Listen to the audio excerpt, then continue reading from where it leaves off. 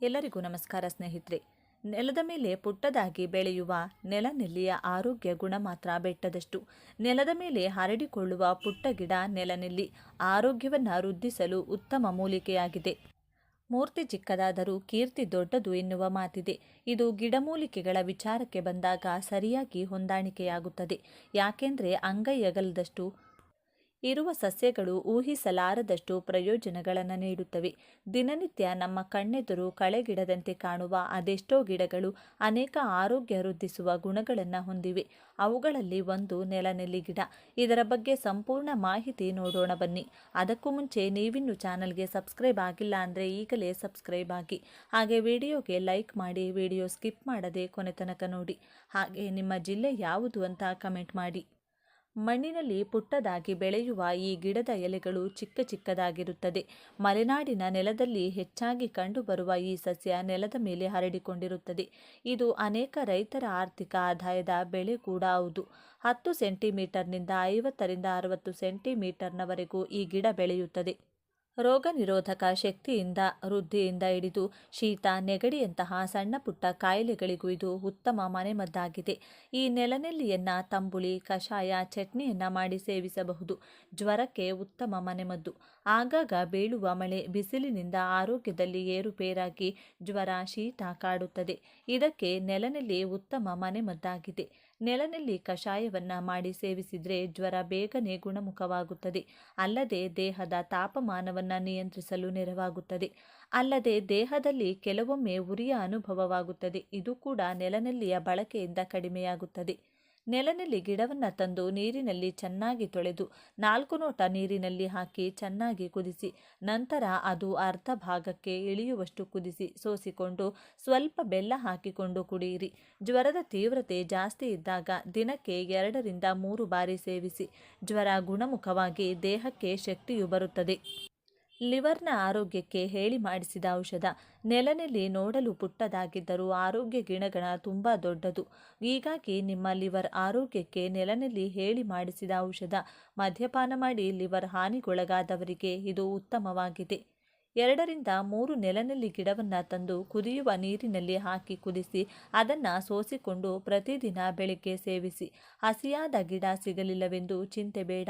ಅಂಗಡಿಗಳಲ್ಲಿ ಒಣಗಿಸಿದ ನೆಲನೆಲ್ಲಿ ಗಿಡ ಸಿಗುತ್ತದೆ. ಅದನ್ನು ನೀರಿಗೆ ಹಾಕಿ ಚೆನ್ನಾಗಿ ಕುದಿಸಿ ಸೇವಿಸಿ. ಇದು ಆರೋಗ್ಯಕ್ಕೆ ಒಳ್ಳೆಯದು. ಆದಷ್ಟು ಫ್ರೆಶ್ ನೆಲ್ಲಿ ಗಿಡ ಬಳಕೆ ಉತ್ತಮ. ರೋಗ ನಿರೋಧಕ ಶಕ್ತಿ ಹೆಚ್ಚು ಮಾಡುತ್ತದೆ. ಬದಲಾಗುತ್ತಿರುವ ಹವಾಮಾನ, ಕೊರೋನಾ ಆತಂಕ, ಮಳೆಗಾಲದಲ್ಲಿ ಹರಡುವ ಕಾಯಿಲೆಗಳು ಆರೋಗ್ಯವನ್ನು ಹದಗೆಡಿಸುತ್ತವೆ. ಇದಕ್ಕೆಲ್ಲ ಕಾರಣ ರೋಗ ನಿರೋಧಕ ಶಕ್ತಿಯ ಕೊರತೆ. ಇದಕ್ಕೆ ನೆಲನೆಲ್ಲಿ ರಾಮಬಾಣದಂತೆ ಕೆಲಸ ಮಾಡುತ್ತದೆ. ನೆಲನೆಲ್ಲಿಯ ತಂಬುಳಿ ಅಥವಾ ಚಟ್ನಿಯನ್ನು ಮಾಡಿ ಊಟದ ಜೊತೆಗೆ ತಿನ್ನುವ ಅಭ್ಯಾಸವಿಟ್ಟುಕೊಂಡ್ರೆ ದೇಹಕ್ಕೆ ರೋಗವನ್ನು ತಡೆಗಟ್ಟಬಹುದಾದಷ್ಟು ಪ್ರತಿರೋಧ ಶಕ್ತಿಯನ್ನು ಪಡೆದುಕೊಳ್ಳಬಹುದು. ಆದ್ದರಿಂದ ನಿಮ್ಮ ಮನೆಯ ಹಿತ್ತಲಿನಲ್ಲಿ ಎಲ್ಲಾದರೂ ನೆಲನೆಲ್ಲಿ ಗಿಡ ಕಂಡು ಬಂದರೆ ಅವಶ್ಯವಾಗಿ ಬೆಳೆಸಿ. ಆಪತ್ಕಾಲದಲ್ಲಿ ಉಪಯೋಗಕ್ಕೆ ಬರುವುದು ಪಕ್ಕಾ. ಮೂತ್ರದ ಸಮಸ್ಯೆಗಳಿದ್ರೆ ನೆಲನೆಲ್ಲಿ ಮೂತ್ರದ ಸಮಸ್ಯೆಗಳಿದ್ರೆ ಬೆರಳೆಣಿಕೆಯಷ್ಟು ದಿನಗಳಲ್ಲಿ ಅದನ್ನು ಪರಿಹಾರ ಮಾಡುತ್ತದೆ. ನೆಲನೆಲ್ಲಿ ಗಿಡದ ಎಲೆಗಳನ್ನು ತಂದು ಅದರ ರಸವನ್ನು ತೆಗೆದು ಕುಡಿಯುತ್ತಾ ಬಂದರೆ ಮೂತ್ರಕೋಶದ ಸಮಸ್ಯೆಗಳು ಪರಿಹಾರವಾಗುತ್ತದೆ. ಉರಿ ಮೂತ್ರ, ಮೂತ್ರಕೋಶದ ಕಲ್ಲು, ಯೋನಿಯಲ್ಲಿ ನೋವಿನಂತಹ ಸಮಸ್ಯೆಗಳನ್ನು ಪರಿಹಾರ ಮಾಡುತ್ತದೆ. ನೆಲನೆಲ್ಲಿ ಸೊಪ್ಪಿನ ಬಳಕೆ ಆದಷ್ಟು ಹಸಿದ ಹೊಟ್ಟೆಯಲ್ಲಿರಲಿ. ಆಗ ಮದ್ದು ದೇಹಕ್ಕೆ ತಾಗುತ್ತದೆ. ಬೆಳಗ್ಗೆ ಖಾಲಿ ಹೊಟ್ಟೆಯಲ್ಲಿ ನೆಲನೆಲ್ಲಿ ಸೊಪ್ಪಿನ ರಸವನ್ನು ತೆಗೆದು ಸೇವಿಸಿ. ಇದು ಹೊಟ್ಟೆಯ ಸಮಸ್ಯೆಗಳನ್ನು ಕೂಡ ಸರಿ ಮಾಡುತ್ತದೆ. ಹೊಟ್ಟೆ ನೋವು, ಅಜೀರ್ಣದಂಥ ಅನಾರೋಗ್ಯಕ್ಕೆ ಉತ್ತಮ ಮನೆಮದ್ದಾಗಿದೆ. ಮಧುಮೇಹ ನಿಯಂತ್ರಣ. ಇತ್ತೀಚಿನ ದಿನಗಳಲ್ಲಿ ಮಧುಮೇಹ ಸಾಮಾನ್ಯ ಕಾಯಿಲೆಯಂತಾಗಿದೆ. ಆದರೆ ಅದರ ತೀವ್ರತೆ ಮಾತ್ರ ಕಡಿಮೆ ಇಲ್ಲ. ಆಗಾಗ ಸುಸ್ತು, ತಲೆ ಸುತ್ತುವಿಕೆ ಮಧುಮೇಹಿಗಳಲ್ಲಿ ಹೆಚ್ಚು ತೊಂದರೆ ನೀಡುತ್ತದೆ. ನೆಲನೆಲ್ಲಿ ರಕ್ತದಲ್ಲಿನ ಇನ್ಸುಲಿನ್ ಮಟ್ಟವನ್ನು ಸಮತೋಲನದಲ್ಲಿರಿಸಿ ಮಧುಮೇಹವನ್ನು ನಿಯಂತ್ರಿಸಲು ಸಹಾಯಕವಾಗಿದೆ. ಈ ಕುರಿತು ಹಲವು ಅಧ್ಯಯನಗಳು ಕೂಡ ಸಾಬೀತು ಮಾಡಿವೆ. ಹೀಗಾಗಿ ಮಧುಮೇಹಿಗಳು ನೆಲನೆಲ್ಲಿಯನ್ನು ಬಳಸುವುದು ಉತ್ತಮವಾಗಿದೆ. ನೆಲನೆಲ್ಲಿ ಕಷಾಯವನ್ನು ಮಾಡಿ ಸೇವಿಸಿದರೆ ರುಚಿಯಾಗಿ ಇರುತ್ತದೆ. ಜೊತೆಗೆ ಆರೋಗ್ಯಕ್ಕೂ ಒಳ್ಳೆಯದು. ನೆಲನೆಲ್ಲಿಯ ಗಿಡವನ್ನು ತಂದು ಚೆನ್ನಾಗಿ ತೊಳೆದು ನೀರಿಗೆ ಹಾಕಿ ಕುದಿಸಿಕೊಳ್ಳಿ. ನಂತರ ಅದನ್ನು ಸೋಸಿಕೊಂಡು ಖಾಲಿ ಹೊಟ್ಟೆಯಲ್ಲಿ ಸೇವಿಸಿ. ಯಾವುದೇ ಮೂಲಿಕೆಗಳ ಔಷಧವನ್ನು ಖಾಲಿ ಹೊಟ್ಟೆಯಲ್ಲಿ ಸೇವಿಸಿದರೆ ಮಾತ್ರ ಹೆಚ್ಚು ಪರಿಣಾಮಕಾರಿಯಾಗಿರುತ್ತದೆ. ಆದ್ದರಿಂದ ನೆಲನೆಲ್ಲಿ ನಿಮ್ಮ ಆರೋಗ್ಯ ಸ್ನೇಹಿತ ಎನ್ನುವುದರಲ್ಲಿ ತಪ್ಪಿಲ್ಲ. ಸ್ನೇಹಿತರೆ, ಈ ಗಿಡ ಎಷ್ಟೊಂದು ಪವರ್ಫುಲ್ ಅಂತ ನಾವು ಎಷ್ಟೋ ರೀತಿಯಲ್ಲಿ ಕಾಯಿಲೆಗಳನ್ನು ಗುಣಪಡಿಸಿಕೊಳ್ಳಲು ಲಕ್ಷಾಂತರ ರೂಪಾಯಿಗಳನ್ನು ಖರ್ಚು ಮಾಡುತ್ತೇವೆ. ಆದರೆ ನಮ್ಮ ಸುತ್ತಲೂ ಇರುವಂಥ ಇಂಥ ಗಿಡಗಳು ನಮಗೆ ದೇವರು ಕೊಟ್ಟಂಥ ವರ. ಆದರೆ ಅದನ್ನು ಮಾತ್ರ ನಾವು ಗಮನಿಸುವುದಿಲ್ಲ. ಈ ನೆಲನೆಲ್ಲಿ ಗಿಡವನ್ನು ಮೂಳೆ ಮುರಿದ ಕಡೆ ಯಾವ ಯಾವ ರೀತಿ ಕಟ್ಟಬೇಕು ಅಂತ ನೋಡೋಣ. ಕೆಲವು ನೆಲನೆಲ್ಲಿ ಗಿಡಗಳನ್ನು ಕಲ್ಲುಪ್ಪಿನ ಜೊತೆ ಬೆರೆಸಿ ಅರೆದು ಈ ಮಿಶ್ರಣವನ್ನು ಮೂಳೆ ಮುರಿದ ಕಡೆ ಇಟ್ಟು ಅದರ ಮೇಲೆ ಒಂದು ಬಟ್ಟೆ ಕಟ್ಟಿದರೆ ನಿಧಾನವಾಗಿ ಮುರಿದ ಮೂಳೆಗಳು ಕೂಡಿಕೊಳ್ಳುತ್ತದೆ. ಈ ಮಿಶ್ರಣವನ್ನು ದೇಹದ ಮೇಲೆ ಆಗಿರುವಂಥ ಗಾಯಗಳು ಅಥವಾ ಅಲರ್ಜಿ ಇಡುವ ಕಡೆ ಬಳಸಿದರೆ ಅತಿ ಬೇಗನೆ ಮಚ್ಚೆ ಕೂಡ ಇರದಂತೆ ಅಲರ್ಜಿ ಅಥವಾ ಗಾಯಗಳು ಮಾಯವಾಗುತ್ತೆ. ಸ್ನೇಹಿತರೆ, ಹಲ್ಲುಜ್ಜಿ 10 ನಿಮಿಷದಲ್ಲಿಯೇ ಕೆಲವರಿಗೆ ಬಾಯಿ ದುರ್ನಾತ ಬರುತ್ತದೆ. ಅದಕ್ಕಾಗಿ ಅವರು ಆಗಾಗ ಬಾಯಿ ಮುಕ್ಕಳಿಸೋದು, ದಿನದಲ್ಲಿ 2-3 ಸಲ ಹಲ್ಲುಜ್ಜೋದು, ಮೌತ್ ಫ್ರೆಶರ್ನ ಬಳಸೋದು, ಚೂಯಿಂಗ್ ಗಮ್ ತಿನ್ನುವುದು ಈ ಎಲ್ಲ ಮಾಡ್ತಾ ಇರ್ತಾರೆ. ಆ ನೆಲನೆಲ್ಲಿ ಗಿಡವನ್ನು ಚೆನ್ನಾಗಿ ಕುಟ್ಟಿ ಆ ಮಿಶ್ರಣವನ್ನು 1 ಲೋಟ ನೀರಿನಲ್ಲಿ ಹಾಕಿ ರಾತ್ರಿ ಎಲ್ಲ ಹಾಗೆ ಬಿಟ್ಟು ಬೆಳಿಗ್ಗೆ ಹಲ್ಲುಜ್ಜಿದ ಮೇಲೆ ಆ ನೀರಿನಿಂದ ಬಾಯಿ 3 ಸಲ ಮುಕ್ಕಳಿಸಿದರೆ ಆ ಇಡೀ ದಿನ ಬಾಯಿ ದುರ್ನಾತ ಬರುವುದಿಲ್ಲ. ಇನ್ನು ಶೀತ, ನೆಗಡಿ, ಕೆಮ್ಮು ಸಮಸ್ಯೆ ಇರುವವರು ಈ ನೆಲನೆಲ್ಲಿ ಕಷಾಯ ಕುಡಿದರೆ ಅತಿ ಬೇಗನೆ ಶೀತ, ನೆಗಡಿ, ಕೆಮ್ಮು ಹೊರಟು ಹೋಗುತ್ತದೆ. ಸ್ನೇಹಿತರೆ, ಈ ಗಿಡದ ರಸ 1 ಚಮಚ ಅಥವಾ 1 ಗಿಡದ ಪುಡಿಯನ್ನು 3 ದಿನಗಳ ಕಾಲ 1 ಚಮಚ ತಿಂದರೆ ಕಾಮಾಲೆ ಕಾಯಿಲೆ ಹೊರಟು ಹೋಗುತ್ತದೆ. ಹಾಗೆ ಹಸಿವಾಗದೇ ಇರೋದು ಅಥವಾ ತಿಂದಿರುವುದು ಜೀರ್ಣವಾಗದೇ ಇದ್ದರೆ ಈ ನೆಲನೆಲ್ಲಿ ರಸವನ್ನು ಊಟ ತಿನ್ನುವುದಕ್ಕೂ ಮೊದಲು 1 ಚಮಚದಂತೆ ಕೆಲ ದಿನಗಳ ಕಾಲ ಕುಡಿಯುತ್ತಿದ್ದರೆ ಈ ಸಮಸ್ಯೆ ಸಂಪೂರ್ಣವಾಗಿ ಹೊರಟು ಹೋಗುತ್ತದೆ. ನಮ್ಮ ಮನೆಯಲ್ಲಿ ಯಾವ ವಯಸ್ಸಿನವರಿಗಾದರೂ ಸರಿ ಬಿಕ್ಕಳಿಕೆ ನಿಲ್ಲದೆ ಬರುತ್ತಿದ್ದರೆ ನೆಲನೆಲ್ಲಿ ಎಲೆಗಳ ರಸದಲ್ಲಿ ಸ್ವಲ್ಪ ಸಕ್ಕರೆ ಬೆರೆಸಿ ಕುಡಿದರೆ ಕೂಡಲೇ ಬಿಕ್ಕಳಿಕೆ ನಿಂತು ಹೋಗುತ್ತದೆ. ಇನ್ನು ಮಲಬದ್ಧತೆಗಾದರೆ ಈ ಗಿಡ ಅದ್ಭುತವಾಗಿ ಕೆಲಸ ಮಾಡುತ್ತದೆ. ನೆಲನೆಲ್ಲಿ ಗಿಡದ ಎಲೆಗಳನ್ನು ಅರೆದು ಚಿಕ್ಕ ಚಿಕ್ಕ ಗುಳಿಗೆಗಳಂತೆ ತಯಾರಿಸಿಕೊಂಡು ಪ್ರತಿದಿನ ಮಲಗುವ ಮುಂಚೆ 1 ಗುಳಿಗೆ ತಿನ್ನುತ್ತಿದ್ದರೆ ಮಲಬದ್ಧತೆ ಸಂಪೂರ್ಣವಾಗಿ ಗುಣವಾಗುತ್ತದೆ. ಕೆಲ ಮಹಿಳೆಯರಲ್ಲಿ ಮುಟ್ಟಿನ ಸಮಸ್ಯೆ ಇರುತ್ತದೆ. ಆದರೆ ತುಂಬ ದಿನಗಳು ರಕ್ತಸ್ರಾವ ಆಗುವುದು ಅಥವಾ ತಿಂಗಳಿಗೆ 2 ಸಲ ಮುಟ್ಟಾಗುವುದು ಅಥವಾ 2 ತಿಂಗಳಾದರೂ ಮುಟ್ಟಾಗದೇ ಇರುವುದು, ಇಂಥ ಸಮಸ್ಯೆಗಳಿದ್ದರೆ ಈಗ ನಾನು ಹೇಳಿದಂಥ ಗುಳಿಗೆಯನ್ನು ಅಕ್ಕಿ ತೊಳೆದ ನೀರಿನಲ್ಲಿ ಬೆರೆಸಿ ಕುಡಿದರೆ ಈ ಸಮಸ್ಯೆ ಪೂರ್ತಿಯಾಗಿ ಹೊರಟು ಹೋಗುತ್ತೆ. 1-2 ಸಲ ಅಕ್ಕಿ ತೊಳೆದು ಆ ನೀರನ್ನು ಚೆಲ್ಲಿ 3ನೇ ಸಲ ಅಕ್ಕಿ ತೊಳೆದು ಆ ನೀರನ್ನು ಮಾತ್ರ ಕುಡಿಯಲು ಬಳಸಬೇಕು. ಗಿಡದ ಕಷಾಯವನ್ನು ಪ್ರತಿದಿನ ಕುಡಿಯುತ್ತಿದ್ದರೆ ಹಾಳಾಗಿರುವ ಲಿವರ್ ಕೂಡ ಸರಿ ಹೋಗುತ್ತದೆ. ಹಾಗೆಯೇ ರಕ್ತದಲ್ಲಿರುವ ಗ್ಲೂಕೋಸ್ ಲೆವೆಲ್ ಕಡಿಮೆಯಾಗಿ ಶುಗರ್ ಹೊರಟು ಹೋಗುತ್ತದೆ. ನೀವು ಈ ಎಲೆಗಳನ್ನು ಬಳಸುವಾಗ ಹಿಂದೆ ಇರುವ ಕಾಯಿ ಸಮೇತ ಬಳಸಬೇಕು. ಹಾಗಾಗಿ ಒಂದೊಂದೇ ಗೆರೆ ಬಿಡಿಸುತ್ತಾ ಕುಳಿತುಕೊಳ್ಳಬೇಡಿ.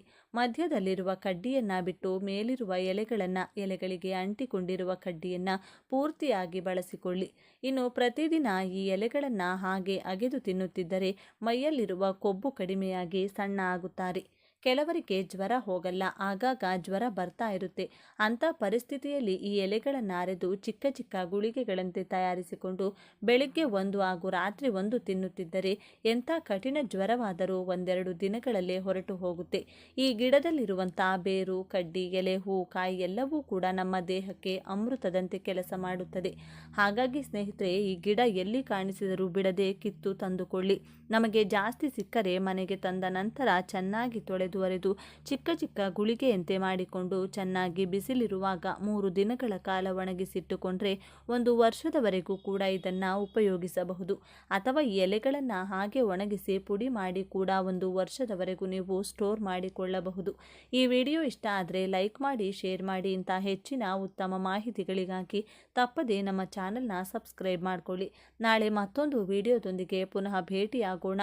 ನಮ್ಮ ಜೀವನದಲ್ಲಿ ಅನೇಕ ಕಷ್ಟಗಳು, ಆರ್ಥಿಕ ತೊಂದರೆಗಳು, ಅನಾರೋಗ್ಯ ಸಮಸ್ಯೆಗಳು ಬರುತ್ತವೆ. ಇವುಗಳನ್ನು ನಿವಾರಿಸಲು ನಾವು ಅನೇಕ ಪ್ರಯತ್ನಗಳನ್ನು ಮಾಡ್ತೇವೆ.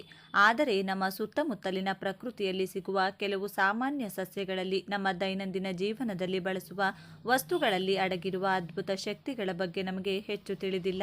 ನಮ್ಮ ಪೂರ್ವಜರು ಪ್ರಕೃತಿಯೊಂದಿಗೆ ಬೆರೆತು ಬದುಕುತ್ತಾ ಇಂತಹ ಅನೇಕ ರಹಸ್ಯಗಳನ್ನು ನಮಗೆ ನೀಡಿದ್ದಾರೆ. ಅಂತಹ ಒಂದು ರಹಸ್ಯವಾದ ಚಿನ್ನಕ್ಕಿಂತಲೂ ಅತ್ಯಂತ ಮೌಲ್ಯಯುತವಾದ ಶಕ್ತಿಶಾಲಿ ಸಸ್ಯದ ಬಗ್ಗೆ ಇಂದು ನಾವು ಸಂಪೂರ್ಣವಾಗಿ ತಿಳಿದುಕೊಳ್ಳೋಣ. ಈ ಸಸ್ಯವನ್ನು ಸರಿಯಾದ ಸಮಯದಲ್ಲಿ ಸರಿಯಾದ ವಿಧಾನದಲ್ಲಿ ಬಳಸಿದರೆ ನಿಮ್ಮ ಜೀವನದ ದಿಕ್ಕೇ ಬದಲಾಗುತ್ತದೆ. ಅನಿರೀಕ್ಷಿತವಾಗಿ ಧನಲಾಭವಾಗುವುದಲ್ಲದೆ ಮನೆಯಲ್ಲಿರುವ ನಕಾರಾತ್ಮಕ ಶಕ್ತಿಯು ಸಂಪೂರ್ಣವಾಗಿ ನಾಶವಾಗುತ್ತದೆ. ನೀವು ಹೇಳುವ ಈ ವಿಷಯಗಳನ್ನು ನಂಬದಿರುವುದು ಸಂಪೂರ್ಣವಾಗಿ ನಿಮ್ಮ ವೈಯಕ್ತಿಕ ಇಷ್ಟ. ಆದರೆ ವಿಶ್ವಾಸದಿಂದ ಈ ಪರಿಹಾರಗಳನ್ನು ಮಾಡಿದರೆ ಮಾತ್ರ ನಿಮ್ಮ ಜೀವನದಲ್ಲಿ ಒಂದು ಅದ್ಭುತ ಬದಲಾವಣೆಯನ್ನು ನೀವು ಖಂಡಿತವಾಗಿಯೂ ಗಮನಿಸುತ್ತೀರಿ. ಆ ಅದ್ಭುತವಾದ ಸಸ್ಯ ಬೇರೆ ಯಾವುದೂ ಅಲ್ಲ, ನಮ್ಮ ಮನೆಯ ಸುತ್ತಮುತ್ತ ರಸ್ತೆ ಬದಿಯಲ್ಲಿ ಹೊಲಗಳ ಬದುಗಳ ಮೇಲೆ ಸಾಮಾನ್ಯವಾಗಿ ಕಾಣಿಸುವ ಉತ್ತರಾಣಿ ಸಸ್ಯ. ಇದು ಕೇವಲ ಒಂದು ಕಳೆ ಸಸ್ಯವಲ್ಲ, ದೇವತೆಗಳ ಅನುಗ್ರಹ ಪಡೆದ ಒಂದು ದಿವ್ಯ ಔಷಧ. ಸ್ನೇಹಿತರೆ, ಈ ಸಸ್ಯದ ಬಗ್ಗೆ ಇನ್ನಷ್ಟು ಆಳವಾಗಿ ತಿಳಿದುಕೊಳ್ಳುವ ಮೊದಲು ಕಮೆಂಟ್ ಬಾಕ್ಸ್ನಲ್ಲಿ ಜೈ ಶ್ರೀರಾಮ್ ಎಂದು ಕಮೆಂಟ್ ಮಾಡಿ. ಹಾಗೆ ಇಂತಹ ಇನ್ನಷ್ಟು ಅದ್ಭುತವಾದ ವಿಷಯಗಳನ್ನು ತಿಳಿದುಕೊಳ್ಳಲು ನಮ್ಮ ಚಾನೆಲ್ನ ಸಬ್ಸ್ಕ್ರೈಬ್ ಮಾಡಿ. ನಿಮ್ಮ ಪ್ರದೇಶದಲ್ಲಿ ಈ ಉತ್ತರಾಣಿ ಸಸ್ಯವನ್ನು ಯಾವ ಹೆಸರಿನಿಂದ ಕರೆಯುತ್ತಾರೆ ಎಂಬುದನ್ನು ಸಹ ಕಮೆಂಟ್ ಬಾಕ್ಸ್ನಲ್ಲಿ ನಮ್ಮೊಂದಿಗೆ ಹಂಚಿಕೊಳ್ಳಿ. ಈ ಸಸ್ಯ ಸುಮಾರು 60 ರಿಂದ 120 ಸೆಂಟಿಮೀಟರ್ ಎತ್ತರದವರೆಗೆ ಬೆಳೆಯುತ್ತದೆ. ಇದರಲ್ಲಿ ಬಿಳಿ, ಕೆಂಪು ಎಂದು 2 ವಿಧಗಳಿವೆ. ಇವುಗಳಲ್ಲಿ ಬಿಳಿ ಬಣ್ಣದ ಉತ್ತರಾಣಿ ಸಸ್ಯವನ್ನು ಆಧ್ಯಾತ್ಮಿಕ ಪರಿಹಾರಗಳಿಗಾಗಿ ಅತ್ಯಂತ ಶಕ್ತಿಶಾಲಿ ಎಂದು ಪರಿಗಣಿಸಲಾಗುತ್ತದೆ. ಪುರಾಣಗಳ ಪ್ರಕಾರ ಈ ಉತ್ತರಾಣಿ ಗಿಡಕ್ಕೆ ಬಹಳ ವಿಶೇಷತೆ ಇದೆ. ಕ್ಷೀರಸಾಗರ ಮಂಥನ ನಡೆದಾಗ ಅದರಿಂದ ಉದ್ಭವಿಸಿದ ಅಮೃತ ಬಿಂದುಗಳು ಆಕಸ್ಮಿಕವಾಗಿ ಈ ಭೂಮಿಯ ಮೇಲೆ ಬಿದ್ದಾಗ ಅವು ಈ ಉತ್ತರಾಣಿ ಗಿಡದ ಮೇಲೆ ಬಿದ್ದವೆಂದು ನಮ್ಮ ಪುರಾಣಗಳು ಹೇಳುತ್ತವೆ. ಅದಕ್ಕಾಗಿಯೇ ಈ ಗಿಡಕ್ಕೆ ಅಮೃತಕ್ಕೆ ಸಮಾನವಾದ ಶಕ್ತಿಗಳಿವೆ ಎಂದು ಪರಶಿವನೇ ಕೀರ್ತಿಸಿದ್ದಾನೆಂದು ಪುರಾಣ ಕಥೆ. ಅಷ್ಟೇ ಅಲ್ಲ, ಈ ಗಿಡದ ಎಲೆಗಳಲ್ಲಿ ಗಂಗಾ ಭವಾನಿ ನೆಲೆಸಿದ್ದಾಳೆ ಎಂದು, ಇದರ ಬೇರುಗಳಲ್ಲಿ ತ್ರಿಮೂರ್ತಿಗಳಾದ ಬ್ರಹ್ಮ, ವಿಷ್ಣು, ಮಹೇಶ್ವರರು ನೆಲೆಸಿದ್ದಾರೆಂದು ಆಧ್ಯಾತ್ಮಿಕ ಪಂಡಿತರು ಹೇಳುತ್ತಾರೆ.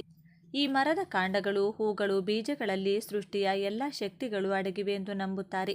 ಅದಕ್ಕಾಗಿಯೇ ಈ ಗಿಡದ ಯಾವ ಮನೆಯಲ್ಲಿ ಇರುತ್ತದೆಯೋ ಅಥವಾ ಯಾವ ಮನೆಯ ಆವರಣದಲ್ಲಿ ಪೂಜೆಗಳನ್ನು ಸ್ವೀಕರಿಸುತ್ತದೆಯೋ ಆ ಮನೆಯಲ್ಲಿ ಯಾವುದೇ ದುಷ್ಟಶಕ್ತಿಗಳು ಪ್ರವೇಶಿಸಲು ಸಾಧ್ಯವಿಲ್ಲ. ಈ ಉತ್ತರಾಣಿ ಗಿಡದ ಹಿಂದೆ ಒಂದು ಆಸಕ್ತಿದಾಯಕ ಪೌರಾಣಿಕ ಕಥೆಯು ಪ್ರಚಲಿತದಲ್ಲಿದೆ. ಇಂದ್ರನು ವೃತಾಸುರನನ್ನು ವಧಿಸಿದ ನಂತರ ನಮುಚಿ ಎಂಬ ಇನ್ನೊಬ್ಬ ಭಯಂಕರ ರಾಕ್ಷಸನನ್ನು ಕೊಲ್ಲಲು ಯೋಜನೆ ರೂಪಿಸಿದನು.